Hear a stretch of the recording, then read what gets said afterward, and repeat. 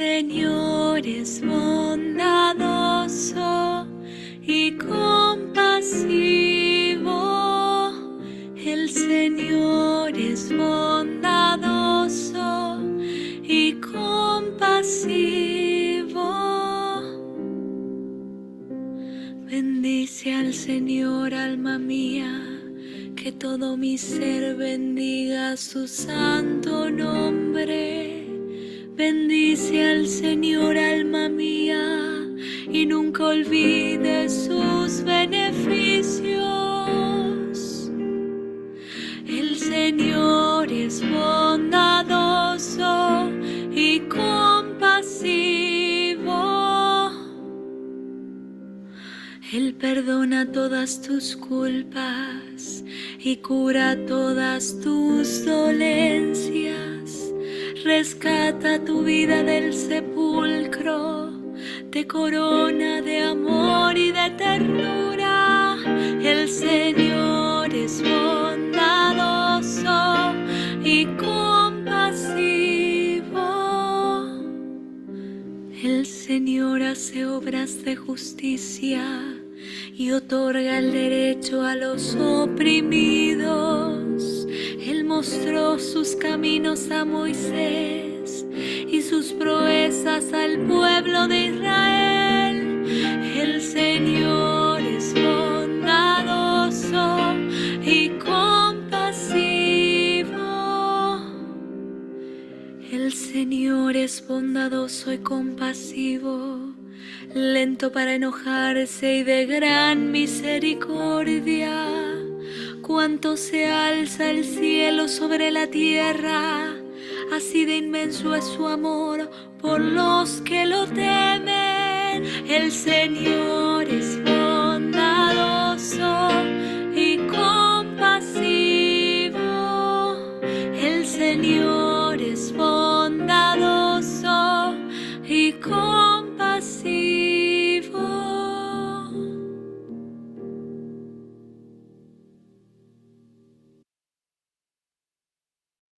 Hola, buenas noches. Qué gusto que nos volvemos a encontrar hoy día lunes 20 de febrero del año 2023 en este espacio de nuestra clase de Biblia con el tema de Hechos de los Apóstoles, la historia de los inicios de la iglesia primitiva. Y agradezco profundamente tu presencia y el interés que tienes porque juntos vayamos avanzando en el conocimiento de la palabra del Señor. Recordemos que cuando decimos la palabra del Señor, antiguamente era únicamente ese término adjudicable a Dios Padre, a Yahvé Dios, como lo conocían, a Yahvé, como lo conocían en el pueblo de Israel, y ya hasta después, cuando vino a este mundo Jesús y se encarnó en el seno virginal de María y vino a desarrollar toda su obra por encomienda de Dios Padre de enseñarnos a conocer el reino de los cielos y lo que teníamos que hacer para llegar a Él. Después de que Jesús entregó su vida en remisión de nuestros pecados, que tuvo su gloriosa resurrección después de su sepultura, obvio, y fue glorificado y ascendió a los cielos. En ese instante, además de que es el momento exacto en que se da la plenitud, los tiempos de la plenitud, recordemos, es desde que fue concebido en el seno virginal de María, pero la plenitud, estrictamente hablando, se dio cuando fue glorificado. Y en ese instante, cuando es glorificado, adquiere el título Jesús de Señor, también equiparable en igualdad a su Padre, a Dios.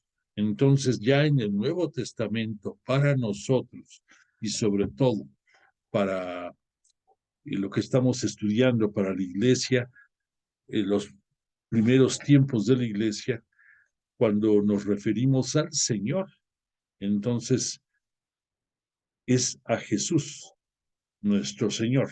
Cuando hablamos de aspectos de la iglesia, de lo que decíamos de eclesiología, referente a la iglesia. Y bueno, aprovecho y te voy dando pinceladas de detallitos que es interesante que vayamos conociendo. Pero pues ahorita, disculpando el comentario, vamos a comenzar por lo que debemos de hacer siempre primero. Ya escuchamos el Salmo 103, que son palabras, 102, perdóname, 102, sí, que palabras que fueron escritas por inspiración del Espíritu Santo para alabar a Dios Padre, a Dios, a Yahvé, y vamos a hacer nuestra oración para comenzar nuestra clase. Por lo tanto, le vamos a pedir al Espíritu Santo su presencia y decimos, oh Espíritu Santo, don de Dios y fuerza de lo alto, fuente de agua brotante de vida eterna, desciende y mora en nuestros corazones. Haznos verdaderos adoradores del Padre. Condúcenos a la plenitud de la verdad y transfórmanos en testigos de Jesús para llevar su nombre hasta los confines de la tierra. Amén. Gloria al Padre, al Hijo y al Espíritu Santo, como era en el principio, ahora y siempre, por los siglos de los siglos. Amén. Le pedimos con humildad a Jesús, nuestro Maestro y Señor, que nos acompañe en esta clase junto con su Espíritu Santo, para que nos abra el entendimiento, el corazón, nuestro oído, y que podamos ir asimilando toda la sabiduría de la palabra. Por otra parte, nos dirigimos a Él con con una gran intención de que tenga misericordia de este mundo que Dios Padre creó para su Hijo Jesús y para la felicidad y goce de todos nosotros. Y tristemente, no te habías dado cuenta quizás, pero esta semana, el próximo día 24, se va a cumplir el primer aniversario del conflicto bélico entre Ucrania y Rusia, por el cual cada semana hemos estado pidiendo que intervenga el Espíritu Santo y logre que llegue la paz a las latitudes en que hay tantas guerras y conflictos inútiles, y que nos ponga en paz, empezando a nosotros mismos, para poder seguir adelante. Fíjate que ayer o antier escuchaba una reflexión muy interesante porque hablaba de la necesidad de perdonar y decía que muchas veces nos centramos nosotros en meditar, en pensar, en cuestionar las personas que en un determinado momento de nuestra vida nos han hecho daño de cualquier tipo y del trabajo que nos cuesta perdonarlos.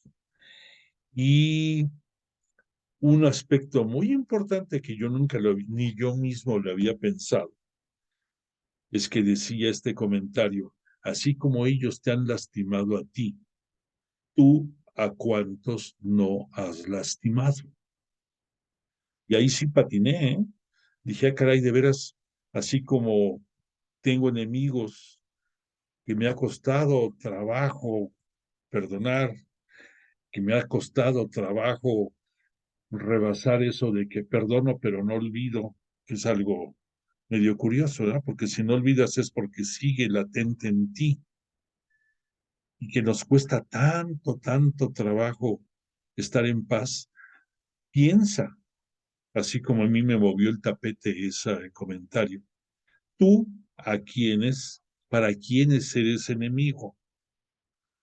Hay muchas personas que tú, por tu personalidad, por tus actitudes, quizás por tu soberbia, quizás por desplantes involuntarios, pero a fin de cuentas desplantes, has herido y has metido también en problemas tal vez a muchas personas. Entonces aquí el punto está en que sepamos perdonar y que sepamos el ser perdonados. Si no se dan esas dos cosas, estamos incompletos. Entonces vamos pidiéndole al Señor, nuestro Maestro, a Jesús, que nos ayude a perdonar y que nos ayude a que a nosotros nos perdonen. Por otro lado, tenemos tristes episodios de los acontecimientos naturales de la naturaleza, perdón, valga la rebusnancia, valga eso. Y pues ya ven, hoy volvió a haber un temblor de una fuerte nivel, 6 y fracción, en Turquía, en otra zona, no, perdón, en Siria, fue en Siria, creo, sí, en Siria. Y me acordé mucho porque está muy relacionado, hablaba de puntos como Constantinopla, que en nuestro curso de Hechos de los Apóstoles dentro de poco va a cobrar relevancia porque vamos a hablar cuando la iglesia vi llegando a esas latitudes y se me enchinaba el cuero, como decimos coloquialmente, de pensar que cómo en zonas en donde fue extendiéndose la iglesia en sus primeros tiempos, está siendo castigada muy severamente por la naturaleza en estos últimos tiempos. ¿Casualidad? No sé. ¿Diosidencias? Quizás. Lo único cierto es que nos hemos extralimitado en la forma en que hemos abusado de la naturaleza y de los recursos, por un lado. Por otra parte, que el globo terráqueo sigue vivo, gracias a Dios, si no, pues ya no estaríamos aquí hablando, pero por estar vivo, pues se manifiesta con movimientos que, como dijimos en la clase pasada o en la anterior, Dios siempre perdona en su misericordia. El hombre no siempre perdona, pero la naturaleza jamás perdona. Y entonces la naturaleza se está manifestando con la plenitud. Y no podemos pensar que sea castigo, como algunos piensan, castigo divino. No. O sea, la naturaleza, por supuesto que vino dentro de la creación, pero no está condicionado a nada en contra del hombre. Nosotros a veces no hemos tenido cuidado de aprovechar las experiencias que nos ha dado en tiempos anteriores y seguimos cayendo en torpezas. Si ya hace 100 años o más, pues había zonas en las que se veía que se dieron movimientos telúricos bárbaros, pues caray, ¿por qué volver a hacer ciudades en lugares que tienen esa proclividad a ser lastimadas? Y lo vemos no solamente en Turquía, lo vemos aquí, lo vemos en muchas partes. O sea, no aprendemos las lecciones y seguimos cayendo en nuestras propias trampas. Entonces, pues ahorita tenemos eh, fenómenos tristes con la naturaleza, tenemos fenómenos tristes y desagradables con las decisiones políticas de los poderosos, llámense presidentes, líderes, militares, quien ostente el poder, quien ostente la posibilidad de poner de cabeza al mundo cuando quieren.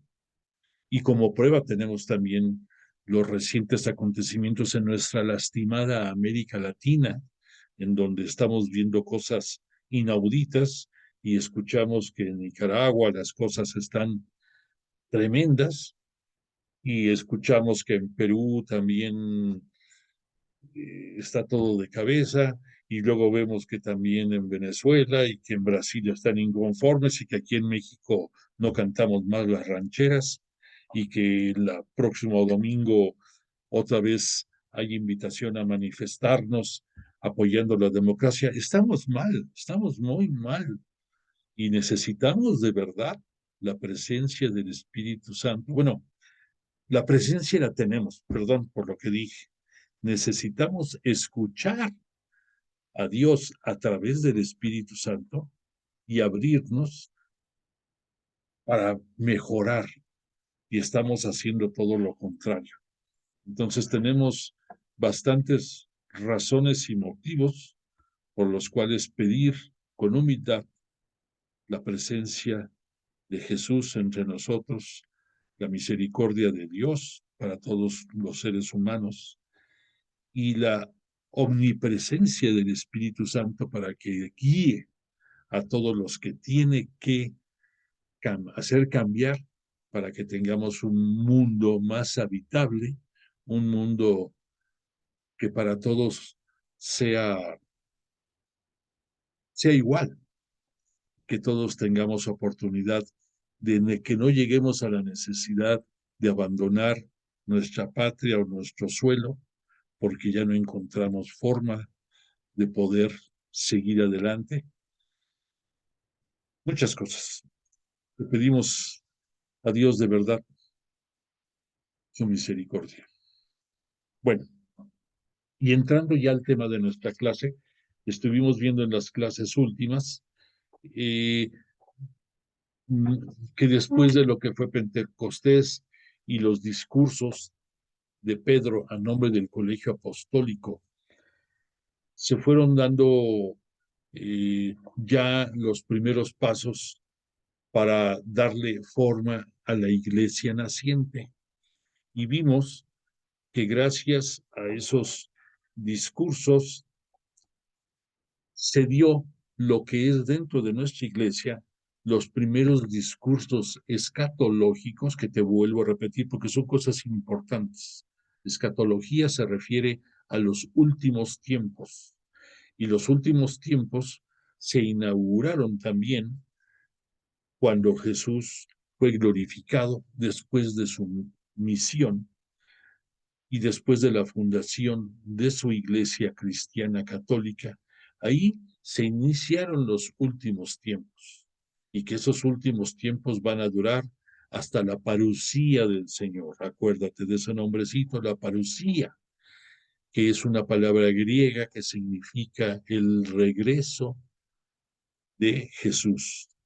Pero va a ser un regreso muy diferente a aquel como los apóstoles lo vieron partir el día de la ascensión, 40 días después de su gloriosa resurrección, porque la venida del Señor va a ser con todo el señorío, con todo el poder, con toda la gloria que Dios le confiere, porque ya no solamente el mundo, sino el universo entero es para Él. Él es el Señor del universo y va a venir a ponernos en paz y va a venir a juzgar a los vivos y a los muertos, a separar, como dice la Escritura, a las ovejas de los cabritos, y esperamos que allí estemos entre las ovejas, si es que nos toca vivirlo. Y si no nos toca vivirlo, deseamos que el mundo encuentre la paz. Vemos que en repito, ese discurso escatológico también se junta con que son los primeros discursos eclesiológicos, y que la palabra eclesiología es también de origen griego y se refiere a lo relacionado con la iglesia. Y ya nada más, para acabar de redondear ese tipo de discursos, el género literario que se ocupó en estos discursos en los primeros tiempos de la iglesia es un género apocalíptico. Y tú recordarás, si es que has tenido la oportunidad de hojear el último libro de la Biblia, que es el Apocalipsis, independientemente de la interpretación que tiene este libro, el género, por resaltar fenómenos críticos, por fenómenos con una interpretación gigantesca, con una aplicación que a veces hasta temor nos da escuchar ciertas palabras, y que yo creo que la mayoría de nosotros cuando oímos, ¿ya leíste el Apocalipsis? Ay, decimos, no, no, no, eso no. Yo te voy a decir una cosa, el Apocalipsis no es para que nos dé miedo, pero sí necesitamos, punto número uno, tener antecedentes de estudios sobre la Biblia como lo estamos haciendo nosotros. Y segundo, en ese libro muy especialmente se requiere la asesoría de alguien que ya tenga un mejor nivel que nosotros para que no malinterpretemos el contenido de ese libro. Pero independientemente de lo que es Apocalipsis por el nombre, el género apocalíptico por el manejo que tiene, era un género que se usaba desde la antigüedad, desde antes de que viniera Jesús a este mundo, como una manera usual entre los judíos en que, pues, en que abría los ojos con la intención de que se pusiera más atención en los términos. Y fíjate que quiero hacerte un comentario. Todos fuimos aprendiendo y los propios apóstoles, por algo les mandó Jesús el Espíritu Santo, para también ir aprendiendo y hemos visto para comprender muchas de las enseñanzas de Jesús que ellos no alcanzaron a entender. Y poníamos como ejemplo que en la propia momento casi de que Jesús está empezando a ascender a los cielos, le preguntaban sus propios apóstoles, ahora sí será el momento en que se va a regenerar la gloria de Israel. Y Jesús ahí les dijo, se ve que no han entendido que la misión del Mesías que él fue era distinta y que nunca fue de corte imperial, nunca fue de corte guerrero, nunca fue de corte humano, que él su misión mesiánica, la palabra se repite, si su tarea mesiánica era el con humildad enseñarnos el reino de los cielos y cómo llegar a él.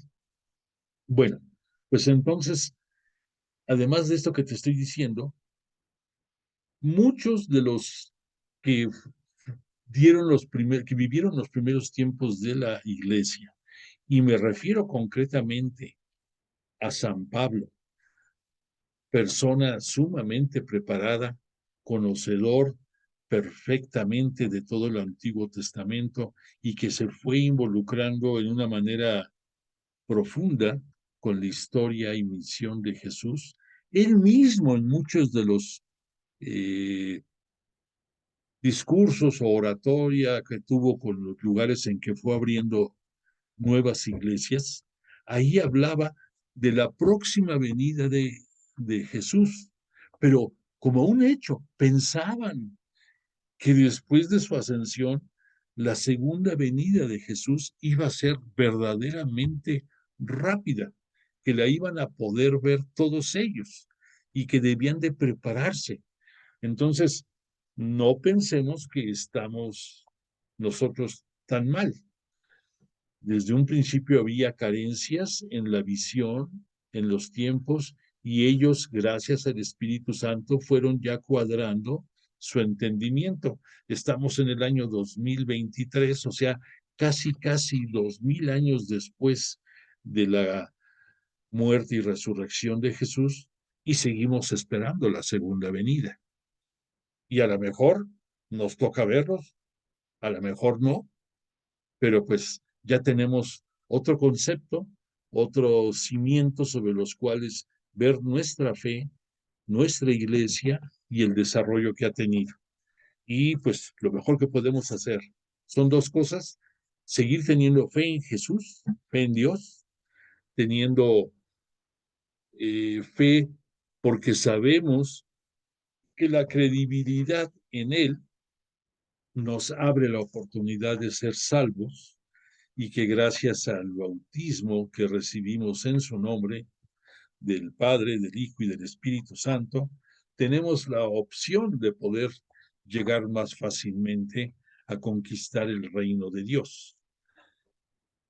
Entonces, eso por un lado. Y por otra parte, que sigamos nutriendo nuestro conocimiento con momentos como este, en que estamos viviendo, en que estamos aprendiendo un poco más de la palabra de Dios y de la palabra de Jesús. Bueno, entonces, ya nada más para acabar de concluir en estos pequeños resumen, vimos que Pedro, haciendo eco de puntos medulares, pudo lograr que el mismo día de Pentecostés, después de un discurso amplio dirigido a los israelitas, usando lo que en aquellos tiempos se conocía como retórica. La retórica es el conocimiento de cómo dirigirse a la gente, haciendo que no era común en Pedro, no lo dominaba, pero el Espíritu Santo, pues entre los carismas que le dio, además de la parresía, que decimos que es la valentía, entre otras cosas, le dio, además del mayor conocimiento, le dio habilidades que él no tenía, como podía ser el correcto manejo de la retórica, el expresarse correctamente, el ser escuchado por la multitud. Y además de eso, hilando perfectamente conceptos en el que ya presentó a Jesús como Mesías, como siervo de Yahvé y también como Salvador del mundo, pudo, que viene siendo equivalente también a Mesías. Sin embargo, en la manera que él lo presentaba, le daba una connotación pues muy particular, y esos testimonios sobre Jesús resaltaban que Jesús fue un profeta, ya dijimos, recordamos nada más brevemente que un profeta es aquel que habla en nombre de un tercero, y que es un profeta, es alguien iluminado por Dios y que por obra del Espíritu Santo habla de eventos que se están desarrollando o eventos futuros, no de lo que pasó antes, eso no tiene sentido. Pero entonces Jesús fue un profeta y un profeta carismático a quien Dios ungió con el Espíritu Santo y con poder para poder instaurar el reino de los cielos. Recordemos que el término de reino de los cielos era como los judíos ubicaban el reino de Dios, que es para nosotros. Y que no te quiebres la cabeza, ¿en dónde está Dios? Pues en los cielos. Entonces es equivalente. Pero ya para nosotros lo correcto es que decimos el reino de Dios. Bueno, entonces que Pedro manejó muy bien los conceptos de la muerte en cruz de Jesús, el que hizo ver al pueblo israelita que le habían dado muerte a Jesús en la cruz, pero que no sabían lo que habían hecho. Eso disculpando al grueso del pueblo de Israel. Claro que él sabía que las autoridades religiosas, los que constituían el Sanedrín, ese grupo de 71 personas que ya hemos comentado, constituido por saduceos en la mayoría, que repito, los saduceos eran el grupo judío coludido con con el poder romano.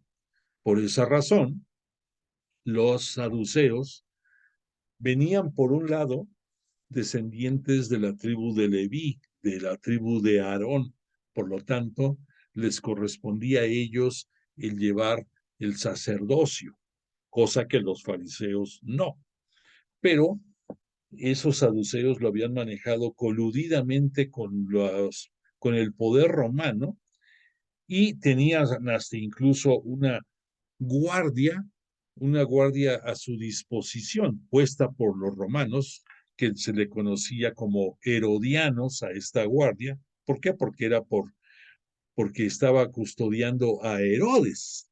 A Herodes, que recordemos que Herodes era el rey puesto por los romanos, pero no era un rey elegido por los judíos, fue un rey impuesto por conveniencia de los romanos, porque era garantía para ellos de tener dinero vía de impuestos y para Herodes de ostentar un poder por un largo tiempo, gracias a que pues la sabía manejar con los romanos. Y por esa razón, la guardia era la guardia herodiana, pero había destacamentos de esa guardia a disposición de las autoridades religiosas judías. Y que entonces volvemos, en ese Sanedrín, además de las autoridades religiosas, además de los soldados herodianos que estaban a su servicio, estaban también los ancianos, que era gente, entre comillas, respetable dentro de la población, no que fueran unos viejos. Algunos ya eran mayores, pero eran los de respeto. Y había también algunos otros agregados, como los escribas, que los escribas, aunque tenían simpatía con los grupos fariseos, pero eran los que se dedicaban a ser copistas de las escrituras y a interpretarlas a su juicio en muchos momentos trascendentales, perdón, de esa época. Entonces, estamos con que este Pedro aprovecha ya, gracias a estos recursos dados por el Espíritu Santo, y entonces ya empieza a tocar otros términos dentro de su oratoria, como ya dijimos, que Jesús fue profeta, que Jesús fue el Mesías, que Jesús fue muerto en la cruz por los propios judíos, que después fue resucitado por designio de Dios a través del Espíritu Santo, para que su cuerpo no experimentara corrupción alguna, y que esto ellos lo podían constatar como el cumplimiento de muchas profecías anteriores a través de muchos escritos que los judíos reconocían. Por ejemplo, como los escritos de Isaías, que más o menos se desarrollaron durante 800 años antes de que viniera Jesús, de algunos salmos en los cuales algunos eran atribuidos a la escritura de David. No todos eran de ellos, pero por ejemplo había un salmo, el Salmo 16, que tenía mucha permeabilidad entre los judíos y que en Jesús había encontrado cumplimiento. Y nada más te digo ese salmo por decir uno, pero había muchos otros. Y entonces ya Pedro comienza a manejar otros detalles, otros más finos, en los cuales va presentando poco a poco al Jesús, ya no solamente al muerto y resucitado, sino que empieza a hablar de características de personalidad, de espiritualidad, de mesianidad de Jesús. Y de ahí poco a poco se van a ir dando las bases de una catequesis que va a estar en manos de los apóstoles el darla. ¿Por qué? Porque hasta ellos mismos están dimensionando la estatura y las obras de Jesús gracias al Espíritu Santo. Y por otro lado, porque corresponde a ellos como colegio apostólico el ir dando esa formación a los nuevos cristianos católicos que se están agregando a la iglesia primitiva, a la iglesia naciente. Entonces ya en algún momento podemos entender que este Pedro, en sus oratoria, por ejemplo, se atreve a decir acerca de Jesús, exaltado por el poder soberano de Dios, y enfatiza, exaltado a la diestra de Dios y habiendo recibido del Padre la promesa del Espíritu Santo, ha derramado esto que vosotros veis y oís. Entonces, ya ahí Pedro se está volviendo un testigo de Jesús y está tratando de ir convirtiendo a los oyentes mediante la aceptación de estos términos en testigos también del propio Jesús y de su iglesia. Y a esto agregado el bautismo que recibían en nombre del Padre, más bien dicho, en nombre de Jesús, ya no se citaba aquí el nombre del Padre, en nombre de Jesús, y mediante la imposición de manos, el dotar al bautizado de los carismas y dones necesarios para que tuvieran el Espíritu Santo en ellos. Entonces se va dando poco a poco esa petición de Jesús que les dijo a sus apóstoles en muchas ocasiones, pero sobre todo poco antes de subir al cielo, que les dijo: seréis mis testigos para llevar hasta los confines de la tierra mi iglesia, y por otra parte, bautizaréis en nombre del Padre, del Hijo y del Espíritu Santo. Tenemos que recordar que todo es gradual en esta vida, y en cuestiones religiosas ni se diga, que para muestra un botón te he dicho que la historia de la salvación estuvo eh, pensada, estuvo establecida por el propio Dios desde la creación del mundo. La creó y al mismo tiempo se fue desarrollando la historia de la salvación. Y que esa historia de la salvación marca todo el tiempo que se fue dando desde la creación del universo, la creación del mundo, hasta la venida de Jesús mediante el seno virginal de María Santísima. En pocas palabras, no sé si ya te presenté, si no te la presentaré en breve la próxima clase, nuestra línea del tiempo, en el que independientemente del tiempo que tiene la creación, más o menos lo que se tiene documentado con relación a la historia de Dios dentro de los judíos ya propiamente, parte desde Abraham, 1850 años antes de Cristo, antes de que Jesús llegara a este mundo. Y en ese devenir de esos 1850 años, se van dando acontecimientos poco a poco. Y esto te lo digo porque sé que tú, igual que yo, y igual que muchos, quisiéramos que los cambios fueran rápidos, fueran cuestiones casi, casi de magia. Y a veces no entendemos y no justificamos el por qué los cambios se dan tan despacio a ojos de muchos, a juicio de muchos.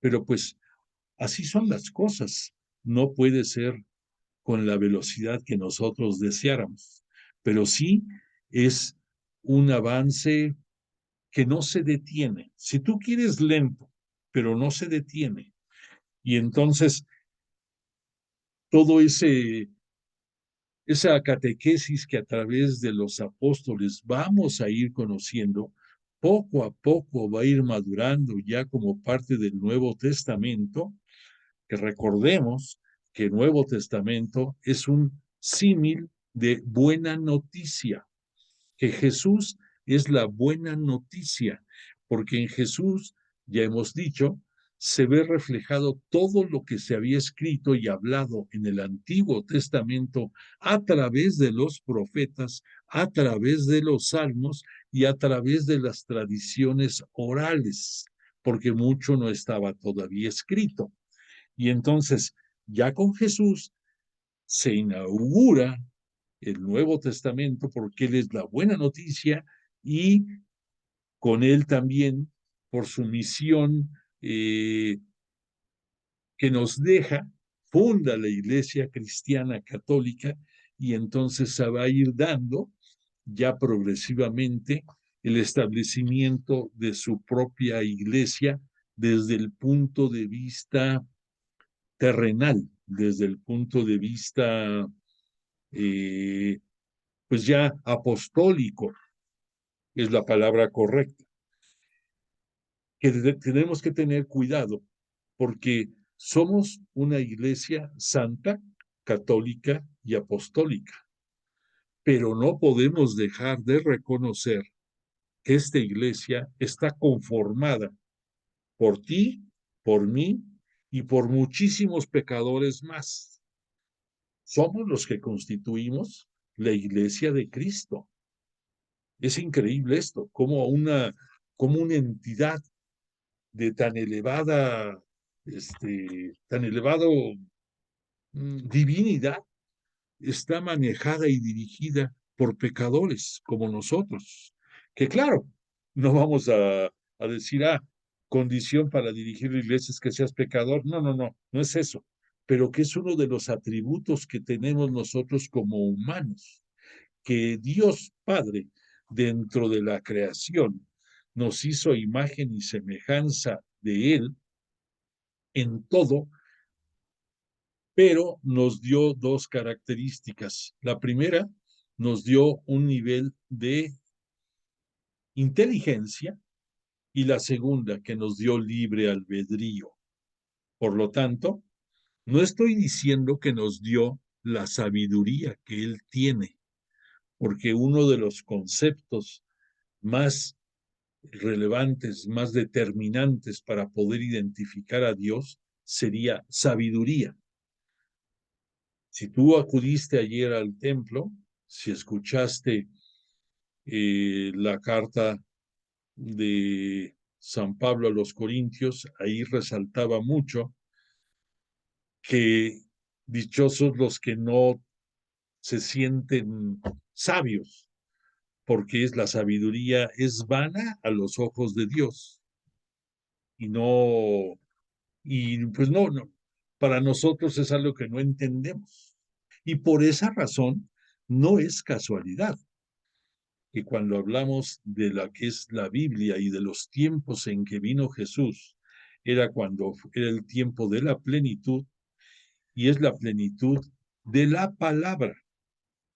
Cuando escuchamos el término de la palabra, debemos de enfocarnos en que la palabra es lo que Dios nos quiere dar a conocer y que esa palabra antes de Jesús la conocimos por lo que los profetas decían.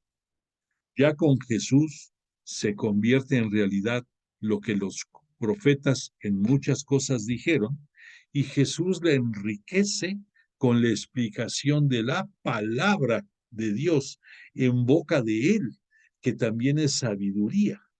Entonces, la palabra es la sabiduría máxima y total y que nosotros pues no tenemos esa capacidad de sabiduría y que nosotros queremos muchas veces extralimitarnos y darnos las de chuchas cuereras y somos piojos, somos nada.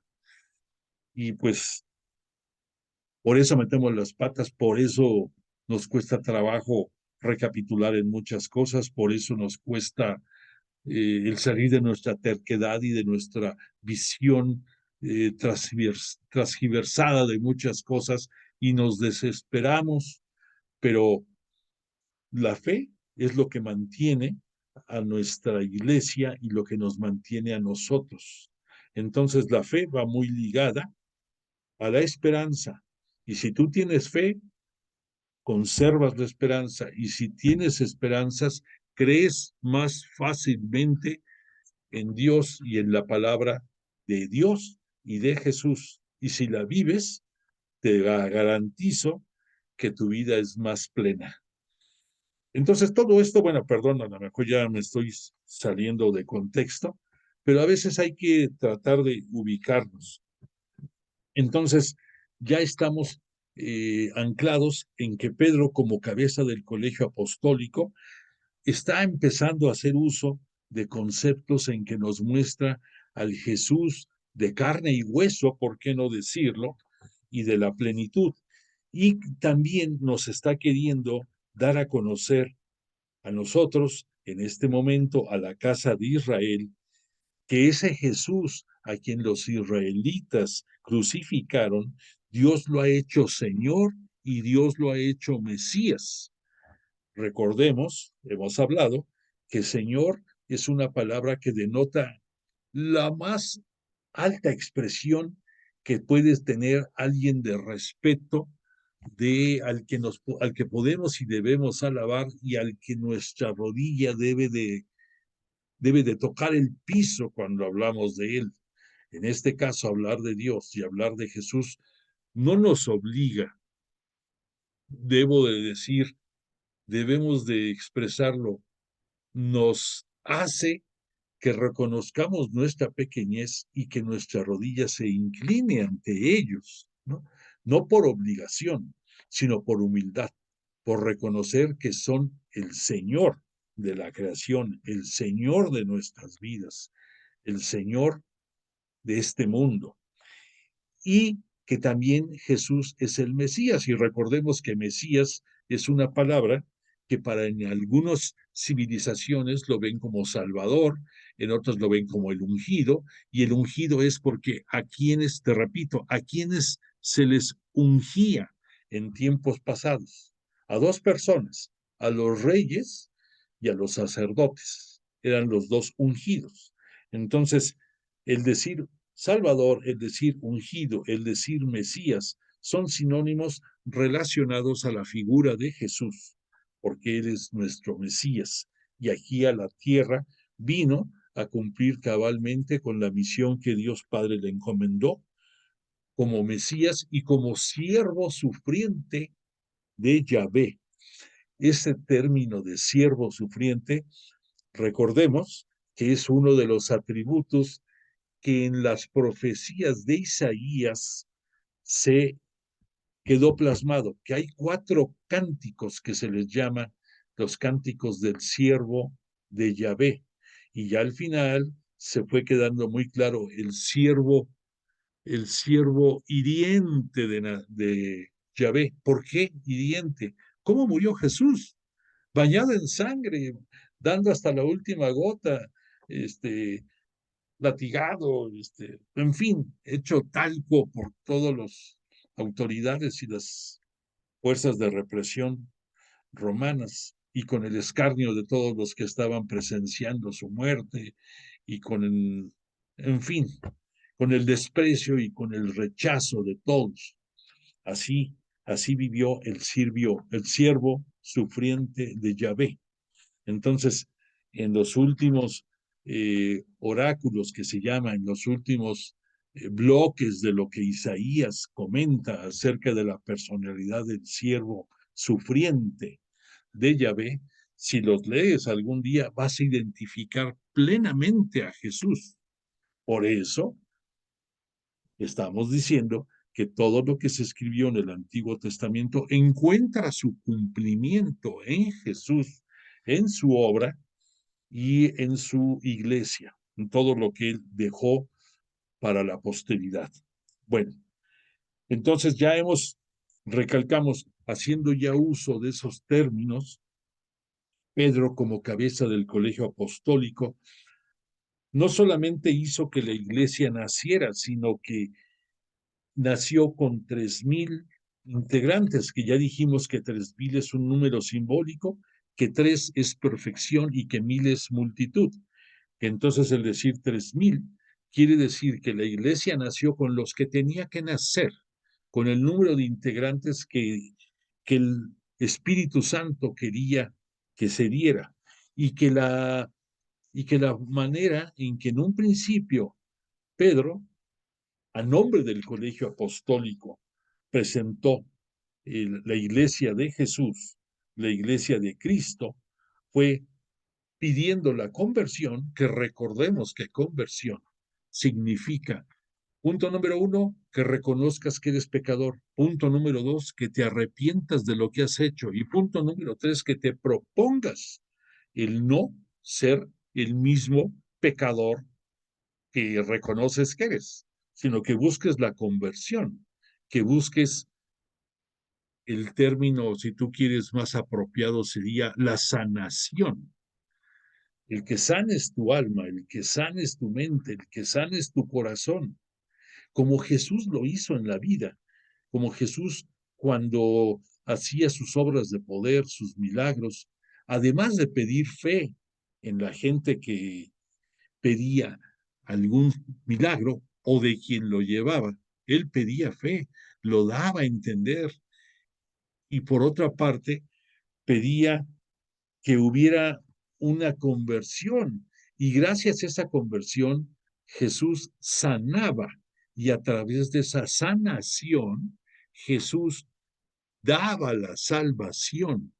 Entonces, aplícatelo a tu vida. O sea, aplícatelo en que tú necesitas tener esa conversión, que esa conversión, te repito, conlleva el reconocimiento de tus pecados, el propósito de ya no ser pecador, el cambiar para poder sanar y que gracias a esa sanación y a esa fe en Jesús puedas tener la salvación. Y recordemos que ese es uno de los atributos que los apóstoles van a empezar a ir desarrollando y que en algunos se va a dar con singular efecto, como en el caso de Pablo, en las epístolas de Pablo que fue enviando a muchas de las iglesias que él fue constituyendo, se hablaba mucho de eso, de que no se requiere para la salvación las obras, lo que importa es la fe. Recordemos que definitivamente alguien que tiene fe también va a hacer buenas obras. Tú puedes pensar que hay alguien que tenga una verdadera fe en Jesús, en Cristo, que no quiera hacer alguna buena obra, que no esté dispuesto a hacerla, que no sienta que le ayuda a llegar con más rapidez y prontitud a vivir el reino de los cielos aquí en la tierra, independientemente de que lo vaya a gozar después del momento de la partida de este mundo. Pues sí, bueno, todo esto, cerrando nuestro resumen un poquito extenso, pero puntualizando, se requiere, repito, tu fe en Jesús Mesías, se requiere tus ganas de recibir al Espíritu Santo en tu vida y el ser bautizado en nombre de ellos, de Jesús y del Espíritu Santo. Te repito que en un principio esa llegada del Espíritu Santo no se va a dar en la fórmula en sí del bautismo, que esa fórmula, ya te lo comenté, se vino desarrollando y puntualizando más o menos por el año 1500 de nuestra época, en que quedó perfectamente establecido que una persona para ser bautizado tiene que ser bautizado en nombre del Padre, del Hijo y del Espíritu Santo. Ya que es bautizado gracias a que la iglesia lo pide y que la iglesia eres tú, soy yo, somos los que integramos la iglesia de Dios. Cuando alguien es bautizado es porque nosotros lo pedimos, independientemente de que sus padres lo deseen, que los padrinos lo soliciten, independientemente de eso. Ha habido muchos bautizos en que los padres ni idea tienen de lo que están yendo, los padrinos peor, y me ha tocado a mí saber de algunos que una ocasión te conté, no sé si a ustedes o en otra clase, que decía el padre se dio la puntada porque fue puntada, lo reconozco. Dice, pues no va a haber bautizo, porque él preguntó a los padres, ¿ustedes creen en Dios? No, no creemos y los padrinos tampoco. Y entonces, ¿a qué traen este chamaco aquí, no? Dice, no, pues a que lo bautice. Dice, es que así no se puede bautizar.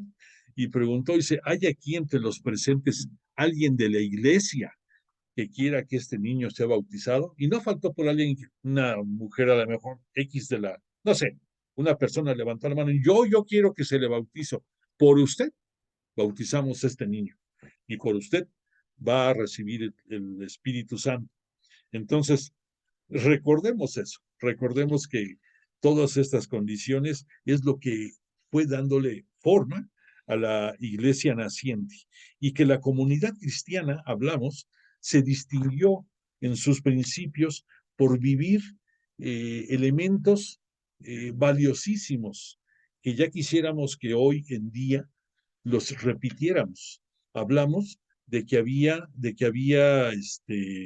algunos elementos como era la comunión, que la comunión debemos de entenderla como vivir todos en una manera común, no tanto a que recibamos la comunión, que es parte de la liturgia, pero que vivamos en comunión, que vivamos compartiendo los intereses de la comunidad, la atención por ellos, eh, que, que formemos comunidad. Perdón por la redundancia, pero no encuentro luego manera de explicarlo bien. Que nos preocupemos los unos por los otros. Eso era uno de los 4 elementos que distinguía a la iglesia, a las Iglesia naciente, sí, a las comunidades nacientes de la iglesia, se repite. Ok, o sea, la iglesia de Cristo, la iglesia de Jesús, la iglesia cristiana católica, debe de vivir en comunión. Por, la otra característica era que dentro de sus reuniones se celebraba siempre la fracción del pan. Y la fracción del pan es la petición que Jesús nos dejó como solicitud, que se recuerde su pasión y muerte por todos nosotros cada vez que nos reunamos en comunión para rendirle alabanza a Dios y para tenerlo presente a Él. La fracción del pan, recordemos, Jesús parte el pan en la última cena y lo comparte con sus apóstoles, y la fórmula que Él dio de comen, tomen y coman esto que es mi cuerpo, sigue presente hasta nuestros días. A eso es lo que se refiere la fracción del pan. Entonces, en todas las reuniones de los nuevos cristianos católicos, además de vivir en comunión, se celebraba la fracción del pan, que además de la fracción del pan, había oración, y que esta oración era oración de alabanza, oración de acción de gracias, de plegarias, y esto se hacía ya fuera dentro del templo de Israel, de Jerusalén, perdón, dentro del templo de Jerusalén, que dio albergue en un principio tanto a los judíos como a los cristianos católicos, compartían el mismo espacio. Y de ahí, pues nos cae un poco el 20, el que por qué fue tan difícil de ir dándole una autonomía a la iglesia en un principio, de dándole una identidad, y tuvo que llegar el tiempo en que los judíos expulsaran a los cristianos del templo. Esto se dio más o menos por el año 70. Estamos hablando de 40 años después de la gloriosa resurrección de Cristo. Y hasta entonces van a compartir estos espacios. Y por eso ve entendiendo el por qué en los inicios de la iglesia cristiana católica se veía como que para ser cristiano tenías que haber sido o ser judío. Pues porque era la religión que se practicaba, era el lugar en el que se desenvolvió, era el Jerusalén, la 3 veces santa, fuente de toda la fe para todo el mundo, pero además de eso compartían el templo, compartían enseñanzas, y pues casi todos eran judíos. ¿Y qué son 3,000?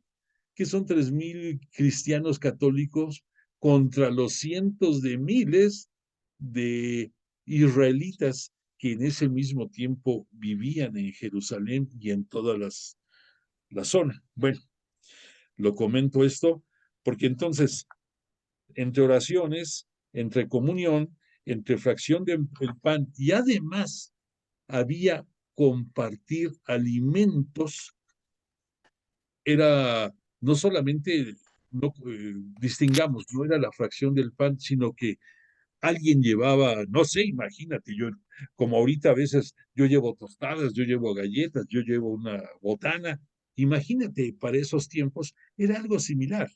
Se llevaba alimento a la ceremonia, y esa ceremonia, ya quedó claro, o era en el templo o era en casas particulares. Así fueron desarrollándose las comunidades cristianas católicas en los primeros tiempos. Bueno, y ya dijimos que había otro ingrediente muy importante, que inspirados en la bondad del Espíritu Santo y en las enseñanzas de Jesús, había una comunión de bienes. Esto es muy importante. Es algo que se dio en aquellos tiempos y que no repetimos con el paso del tiempo en nuestras comunidades como se dio en un principio.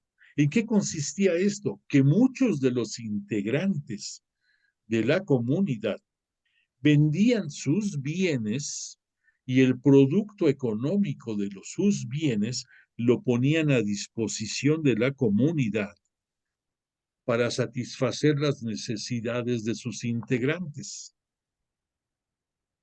Esto es algo que muy difícil de poder entender y de aceptar.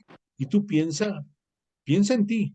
Tú ahorita serías capaz de vender tu casa, vender tu carro, no sé, vender una propiedad X o un terreno que hay por ahí a tu nombre y el producto de eso ir a la iglesia y decirle, en este caso, al párroco, al obispo, a quien tú quieras, aquí está este dinero que obtuve por la venta de mis cosas a disposición de todos los que integran nuestra comunidad.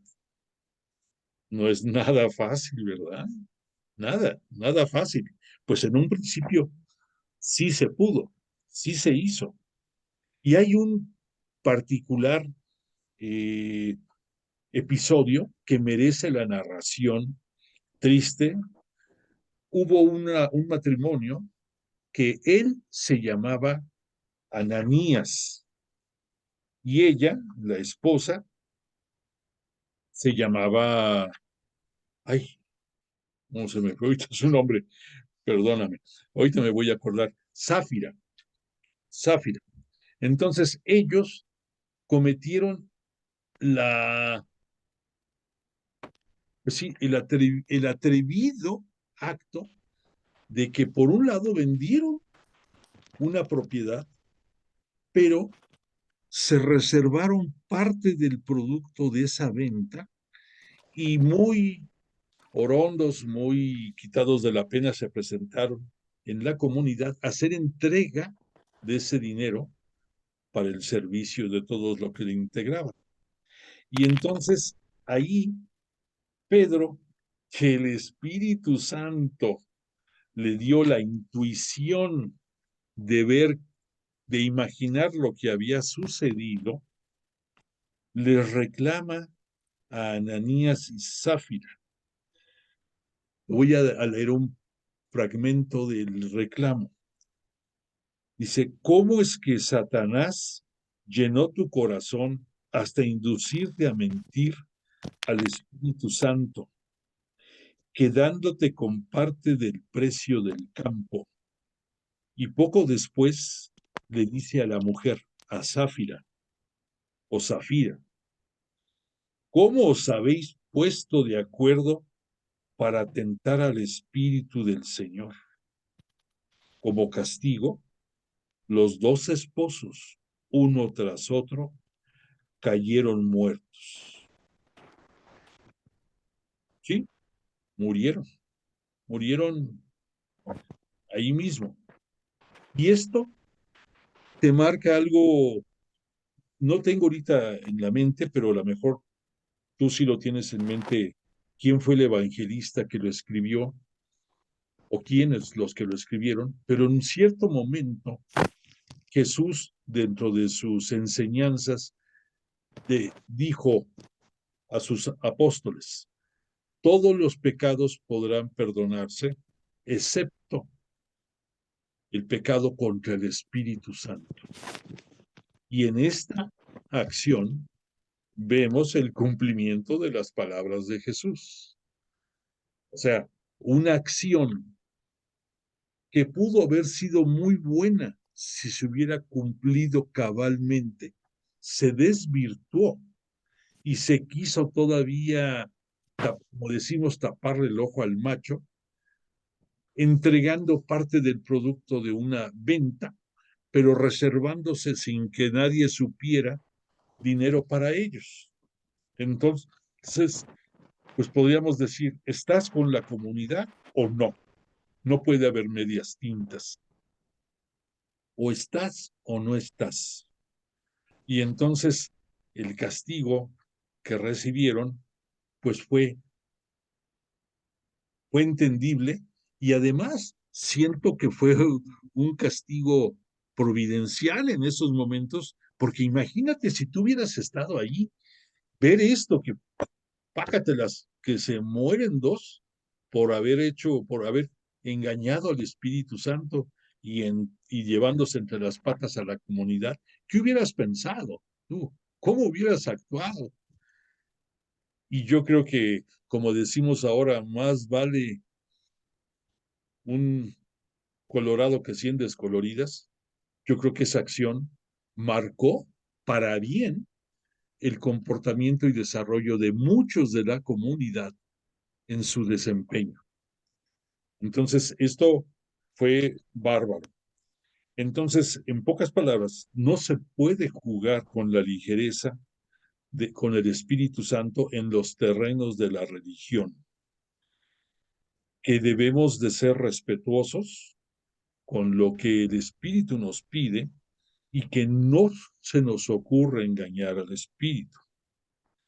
El tentador, Satanás, Lucifer, como le quieras decir, desafortunadamente desde un principio de la creación, pues por ahí se manejó.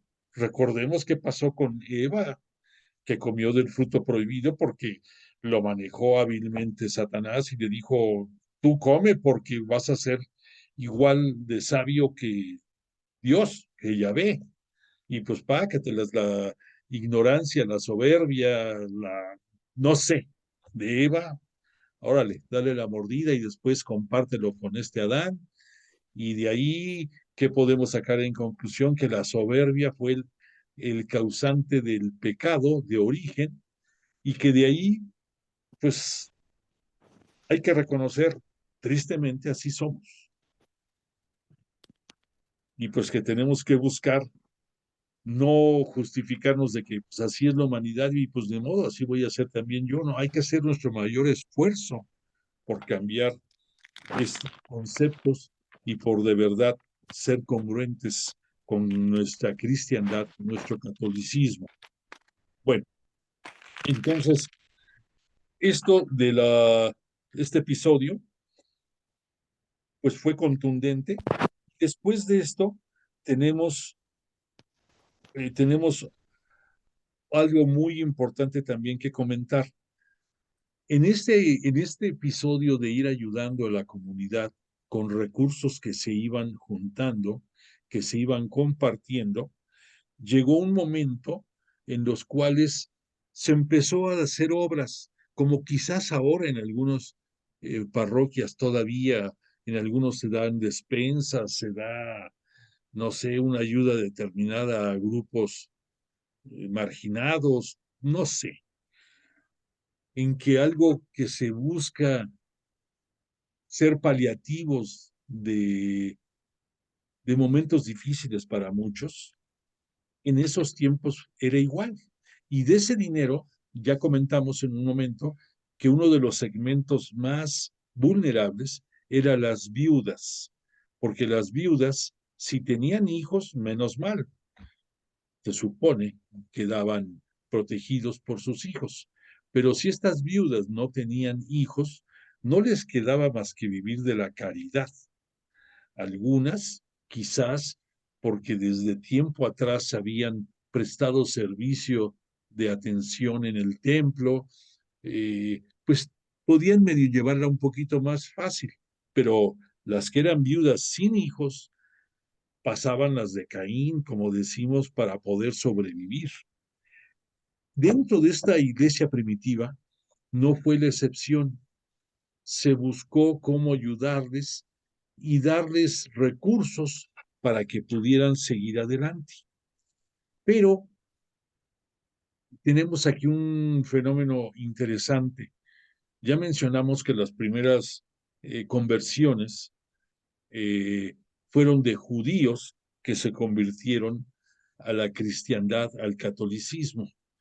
Y después llegamos a comentar también que dentro de los judíos había algunos que tenían mucha influencia helenística.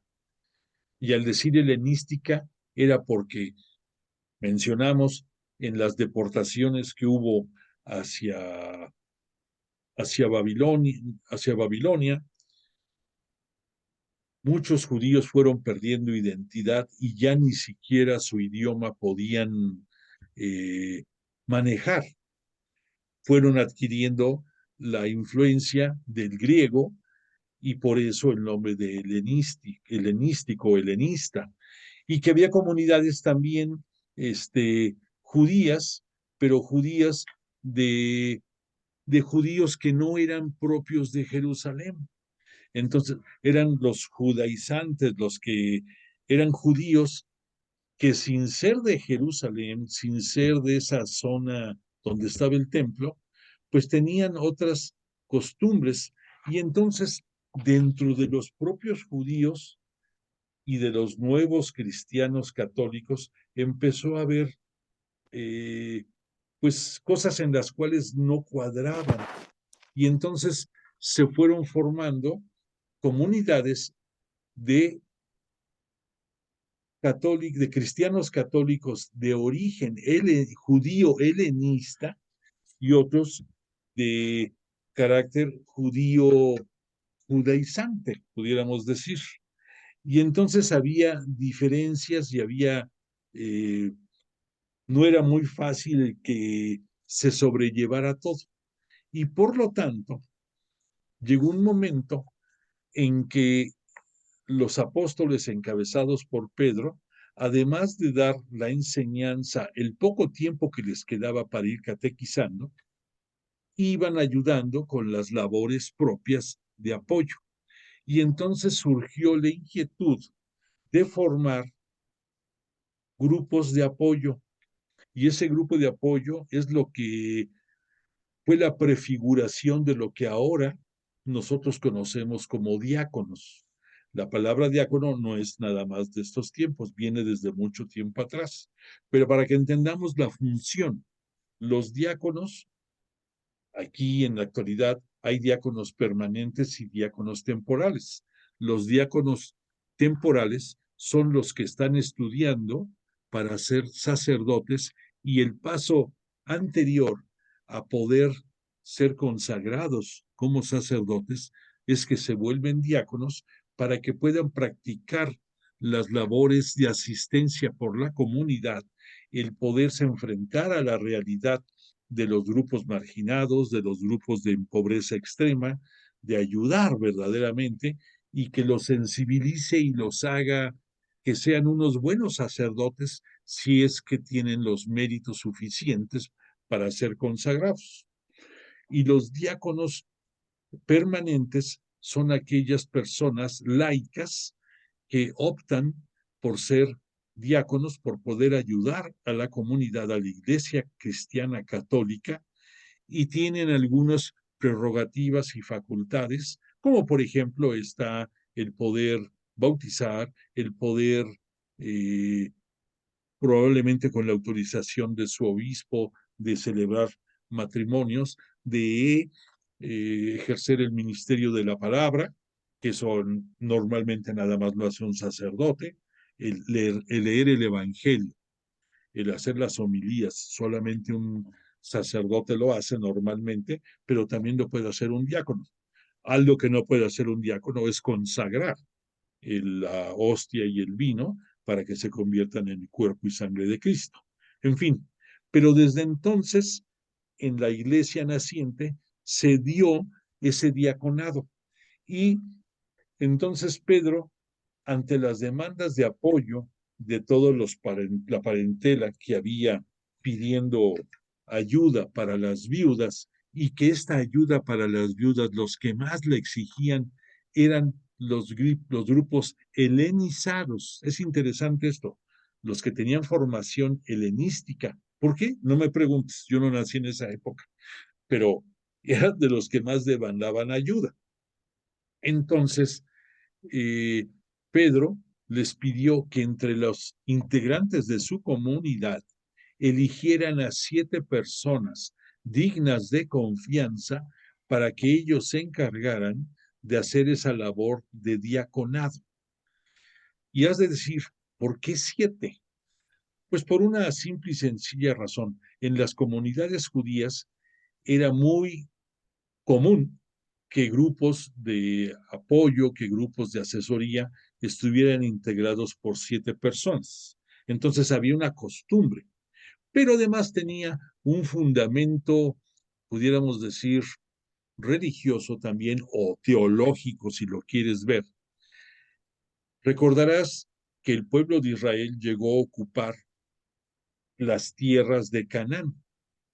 Y las tierras de Canaán fueron tierras ocupadas por 7 diferentes entidades políticas o sociales o países, si le quieres llamar, o grupos étnicos, y tuvieron los israelitas que pelear contra ellos, de vencerlos y de quedarse con sus tierras y someterlos.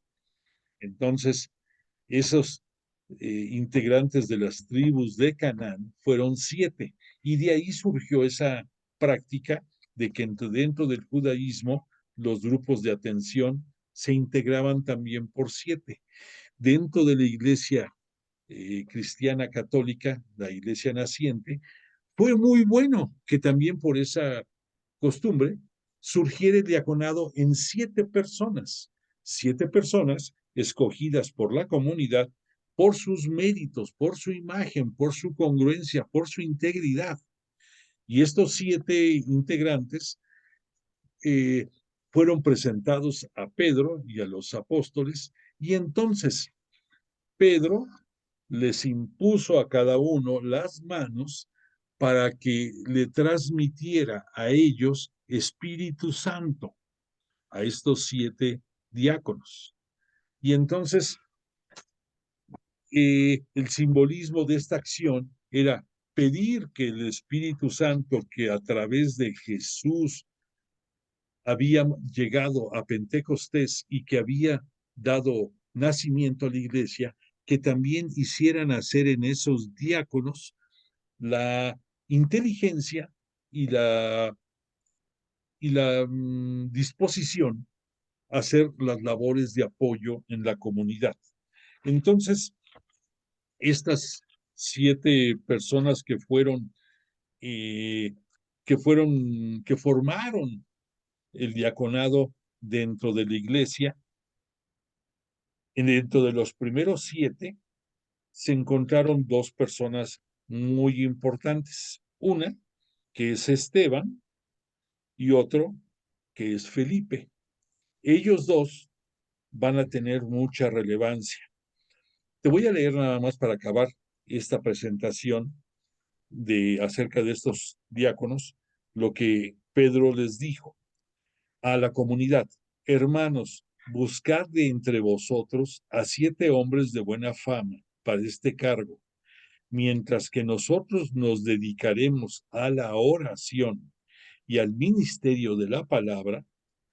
Pareció bien la propuesta a toda la asamblea, y escogieron a Esteban, hombre lleno de fe y de Espíritu Santo, a Felipe, a Prócoro, a Nicanor, a Timón, a Pármenas y a Nicolás. Nicolás, prosélito de Antioquía. Los presentaron a los apóstoles e hicieron oración y les impusieron las manos. Entonces, este grupo de 7 varones va a constituir el primer diaconado de la Iglesia Cristiana Católica, y estamos hablando, estamos en actividades entre los años 33 al 40. Entonces, esto que estamos comentando ahorita, posiblemente se dio en el 33 o en el 34, o sea, en los comienzos de la iglesia, y que actualmente continúa, y que pues la labor que desarrollaron en aquella etapa primitiva de la iglesia fue más que importante, porque permitió que los apóstoles se dedicaran, como mencionamos aquí, a 2 cosas: a coordinar la oración y a la enseñanza de la palabra. Entonces, desde un principio, tenemos que tener conciencia de que para que la comunidad cristiana católica, para que nuestra iglesia vaya avanzando, tenemos que constituir con los sacerdotes y obispos, nosotros como laicos, también grupos de apoyo, y tenemos que ayudar, porque si no, no vamos a avanzar, si no, no vamos a llegar lejos. Y la petición de Jesús que pidió a sus apóstoles, se agranda a sus discípulos. Y tú y yo somos discípulos de Jesús, porque somos seguidores de Jesús. Y que en un momento dado, si tenemos la capacidad de enseñanza de Él y tenemos la disposición, la habilidad y las ganas de ayudar, podemos hacerlo. No tenemos que hacernos por fuerza diáconos, pero hay muchos grupos en los cuales podemos colaborar. Ya para cerrar esta clase, para cerrar esta sesión, te quiero decir que precisamente tú todo esto lo vas a ver en tu comunidad el próximo miércoles de ceniza. ¿Por qué? Porque vas a ver que en la mayoría de los templos la imposición de la ceniza va a ser dada por laicos comprometidos con ayudar a la iglesia, que los sacerdotes no pueden con todo el paquete porque hay escasez de vocaciones, porque hay muchos lugares en los que tienen que estar apoyando y que no se pueden partir en 1000 pedazos ni ser magos. Entonces tú eso lo vas a vivir y te invito, más que nada, a que este miércoles de ceniza, que con el que se abre la cuaresma, que ya sabemos nosotros que cuaresma son 40 días y que en Jesús fue el tiempo que él dedicó a alabar a Dios, a pedirle su misericordia y su apoyo, a pedirle su luz y a diseñar su plan de acción, te invito a que tú hagas lo mismo, a que esta cuaresma 2023 sea para ti algo completamente diferente. Que este miércoles, además de que vas a ayunar y vas a ir a tomar ceniza, a que te impongan la ceniza para recordar que eres polvo y que algún día regresarás a la tierra como tal, como polvo, que también poco a poco vayas viviendo la cuaresma. Se te ha hecho llegar por medio de varios de los participantes del grupo ideas de cómo puedes tú ir viviendo la cuaresma en cuanto a obras de piedad, a que probablemente, por decir algo, te prives de algún gusto para, para prepararte a vivir mejor la cuaresma, pero agrande esa acción y de, si te privas de algo, lo que te iba a costar ese gustito, ahórralo, ahórralo y sin que te des cuenta vas a juntar un dinerito que te va a servir para que en esta misma cuaresma tú con eso hagas alguna obra de piedad por alguien y te sientas más identificado con Jesús para que cuando llegue el día de la Semana Santa te sientas completo, te sientas pleno, te sientas distinto, distinta, que te sientas otro.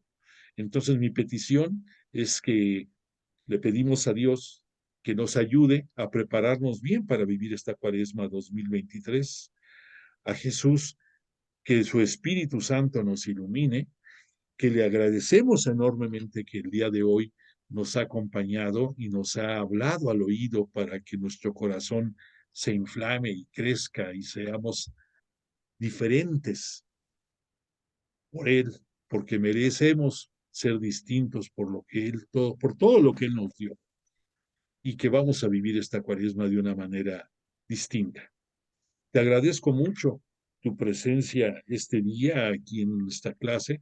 Si Dios lo permite, nos veremos la próxima semana para nuestro curso de nuestro curso de Hechos de los Apóstoles, quienes tengo el gusto de también dirigirme los días martes con el curso de Jesús de Nazaret.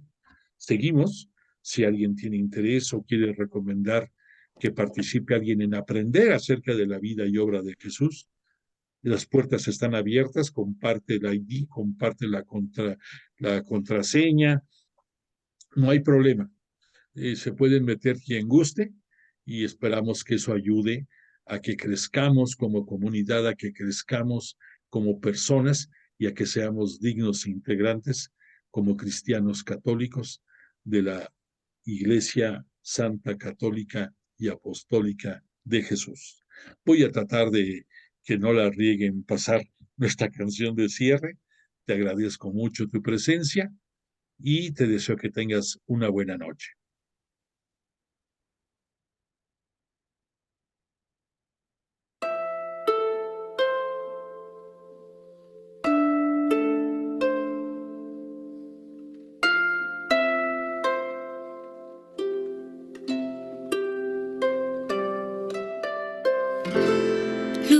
tinieblas, en un instante se paró tu gran amor. Hiciste el mar y el cielo y todo lo que habita en ellos solo por amor. Y se cumplió tu sueño, soplando tu aliento solo por tu gran amor. Tú cuidarás de mí, tú guiarás mis pasos. Mi refugio es tu presencia que no tiene descanso. Tú cuidarás de mí, tú guiarás mis pasos. Mi refugio es tu presencia que no tiene descanso.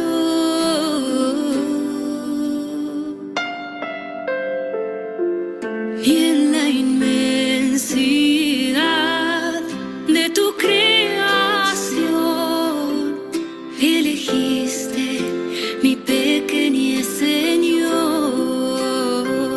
Contigo quiero estar por la eternidad, a la sombra de tu majestad,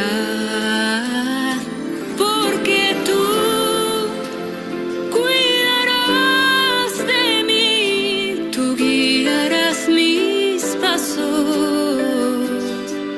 Mi refugio es tu presencia que no tiene descanso. Tú cuidarás de mí, tú guiarás mis pasos. Mi refugio es tu presencia que no tiene descanso.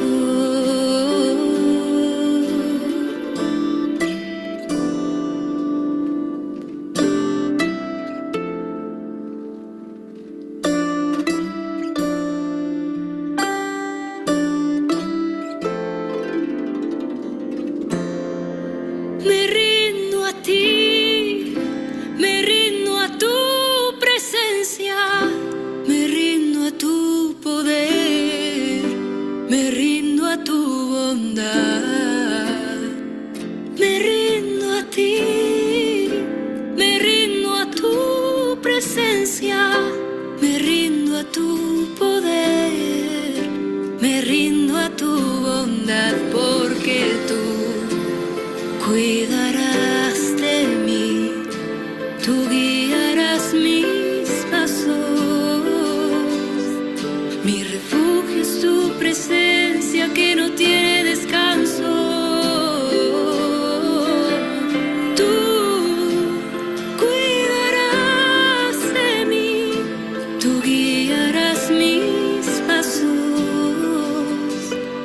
Mi refugio es tu presencia que no tiene descanso.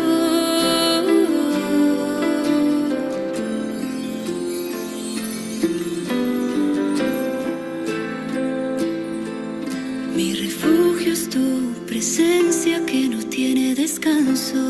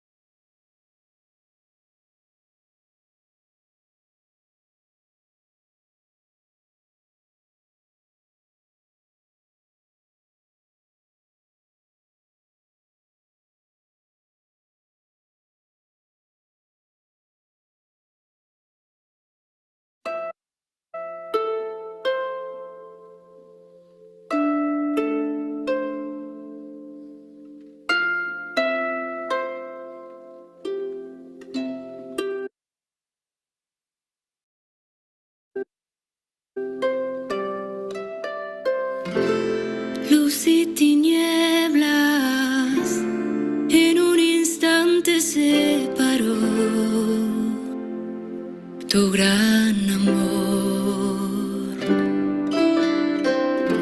Hiciste el mar y el cielo y todo lo que habita en ellos solo por amor. Y se cumplió tu sueño soplando tu aliento solo por tu gran amor. Tú cuidarás de mí, tú guiarás mis pasos. Mi refugio es tu presencia que no tiene descanso. Tú cuidarás de mí, tú guiarás mis pasos. Mi refugio es tu presencia que no tiene descanso.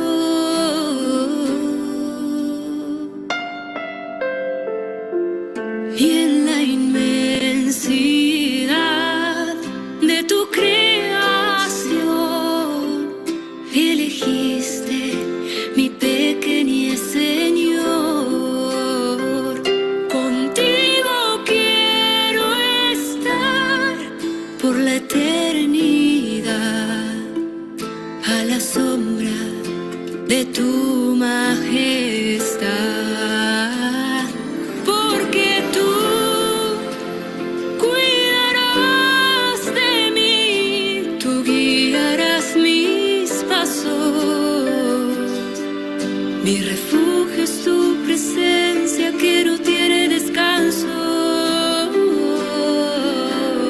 Tú cuidarás de mí, tú guiarás mis pasos. Mi refugio es tu presencia que no tiene descanso.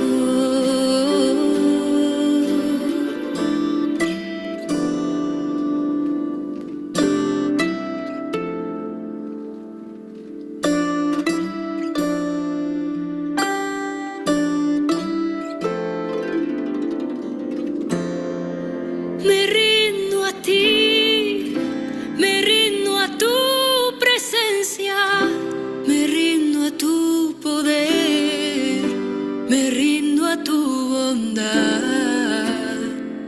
Me rindo a ti, me rindo a tu presencia, me rindo a tu poder, me rindo a tu bondad, porque tú cuidarás de mí, tú guiarás mis pasos. Mi refugio es tu presencia que no tiene descanso. Tú cuidarás de mí, tú guiarás mis pasos. Mi refugio es tu presencia que no tiene descanso.